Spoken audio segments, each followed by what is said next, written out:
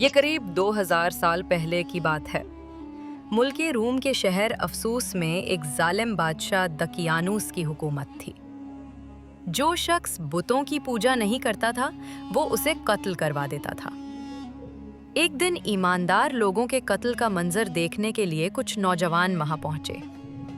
اللہ عز و جل نے ان کی آنکھوں سے پردہ ہٹا دیا تو انہوں نے دیکھا کہ جس مومن کو بھی قتل کیا جاتا، فرشتے آسمان سے اترتے اور اس کی روح کو اپنے ساتھ لے جاتے۔ یہ ایمان افروز منظر دیکھ کر وہ تمام نوجوان ایمان لے آئے۔ جب بادشاہ دقیانوس سفر پر جا رہا تھا، اسے اس بات کی خبر مل گئی۔ اس نے انہیں 3 دن کی مہلت دی کہ میرے واپس آنے تک ایمان سے پھر جاؤ ورنہ تم سب کو قتل کر دیا جائے گا۔ تیسرے دن وہ ایمان والے نوجوان کچھ مال ساتھ لے کر رات کو شہر سے نکل گئے۔ راستے میں انہیں اپنے گھرانے کی بکریاں چرانے والا ایک چرواہا ملا۔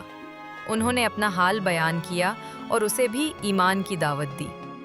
چرواہے نے ایمان قبول کر لیا اور ان کے ساتھ ہو گیا۔ چرواہے کا رکھوالی کرنے والا کتا بھی ان کے ساتھ چل پڑا۔ یہ سب سفر کرتے ہوئے صبح کے وقت شہر سے تقریباً 6 میل دور ایک غار میں پہنچے اور کھانا کھا کر سو گئے۔ یہی وجہ ہے کہ انہیں اصحاب کہف یعنی غار والے کہا جاتا ہے۔ جب بادشاہ دقیانوس سفر سے واپس آیا تو اسے پتہ چلا کہ ایمان لانے والے نوجوان ایک غار میں پناہ لے چکے ہیں۔ اس نے حکم دیا کہ غار کے منہ پر مضبوط دیوار بنا دی جائے تاکہ وہ لوگ وہیں بھوک اور پیاس سے مر جائیں اور وہی غار ان کی قبر بن جائے۔ جس حکومتی ملازم کو یہ کام سونپا گیا، اس نے اصحاب کہف کے نام، تعداد اور پورا واقعہ ایک خوبصورت سیسا نیلے رنگ کی ایک دھاتو جس سے گولیاں وغیرہ بنائی جاتی ہیں کی تختی پر لکھوایا اور اسے تانبے کے ایک صندوق میں بند کر کے دیوار کی بنیادوں میں رکھوا دیا۔ اصحاب کہف تقریباً 309 سال تک پوری طرح سوئے رہے۔ اس دوران کوئی آواز، کوئی ہلچل انہیں ایک لمحے کے لیے بھی جگا نہ سکی۔ ان 3 صدیوں میں کئی بادشاہ آئے اور چلے گئے، یہاں تک کہ ایک نیک دل بادشاہ بدروس کی حکومت آ گئی۔ اس کے دور میں کئی فتنوں نے سر اٹھایا۔ انہی میں ایک یہ بھی تھا کہ کچھ لوگ مرنے کے بعد دوبارہ زندہ ہونے اور قیامت کے آنے کا انکار کرنے لگے تھے۔ بادشاہ بدروس نے جب یہ حالت دیکھی تو اللہ کی بارگاہ میں فریاد کی، یا اللہ عز و جل، کوئی ایسی نشانی ظاہر فرما جس سے لوگوں کو مرنے کے بعد دوبارہ زندہ ہونے اور قیامت کے یقین کا ثبوت مل جائے۔ چنانچہ اللہ عز و جل نے بادشاہ کی دعا یوں قبول فرمائی کہ ایک چرواہے نے اپنی بکریوں کے آرام کے لیے اس غار کو چنا اور لوگوں کے ساتھ مل کر غار کے منہ پر بنی دیوار کو گرا دیا۔ دیوار گرتے ہی لوگوں پر ایسی ہیبت طاری ہوئی کہ سب وہاں سے بھاگ کھڑے ہوئے۔ دیوار گرنے کے بعد اصحاب کہف بیدار ہو گئے۔ حالت ایسی تھی جیسے بس ایک رات ہی سوئے ہوں۔ ان کے چہرے تر و تازہ تھے اور کپڑے بالکل صاف ستھرے، اور ان کا کتا غار کے کنارے اپنی کلائیاں پھیلائے لیٹا ہوا تھا۔ اصحاب کہف صبح کے وقت سوئے تھے اور جب اٹھے تو سورج ڈوبنے میں تھوڑا وقت باقی تھا۔ انہوں نے نماز ادا کی اور اپنے ساتھی یملیکھا کو کھانا لانے بھیجا۔ یملیکھا ایک تندور والے کی دکان پر گئے اور کھانا خریدنے کے لیے دقیانوسی دور کا سکہ دیا۔ صدیوں پرانا سکہ دیکھ کر بازار والوں کو لگا کہ ان کے ہاتھ کوئی پرانا خزانہ آ گیا ہے۔ وہ یملیکھا کو حاکم کے پاس لے گئے۔ حاکم نے پوچھا، خزانہ کہاں ہے؟ یملیکھا بولے، یہ خزانہ نہیں، ہمارا اپنا پیسہ ہے۔ حاکم کہنے لگا، یہ کیسے ممکن ہے؟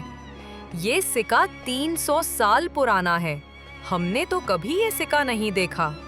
یملیکھا بولے، دقیانوس بادشاہ کا کیا حال ہے؟ حاکم نے کہا، آج کل اس نام کا کوئی بادشاہ نہیں ہے، صدیوں پہلے اس نام کا ایک کافر بادشاہ گزرا تھا۔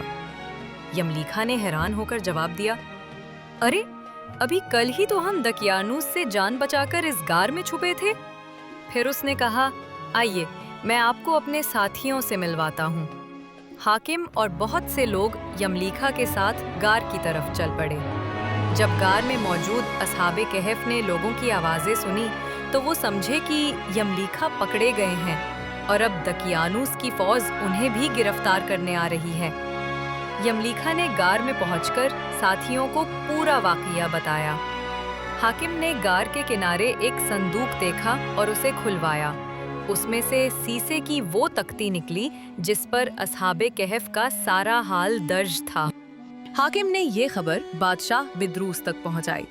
بادشاہ خود بھی وہاں آیا اور جب اصحاب کہف کا حال دیکھا تو سجدائے شکر ادا کیا کہ اللہ عز و جل نے مرنے کے بعد دوبارہ زندہ ہونے اور قیامت کے یقین کے لیے ایک عظیم نشانی عطا فرمائی۔ اس کے بعد اصحاب کہف غار میں پھر سے سو گئے اور اس بار ان کی روحیں قبض کر لی گئیں۔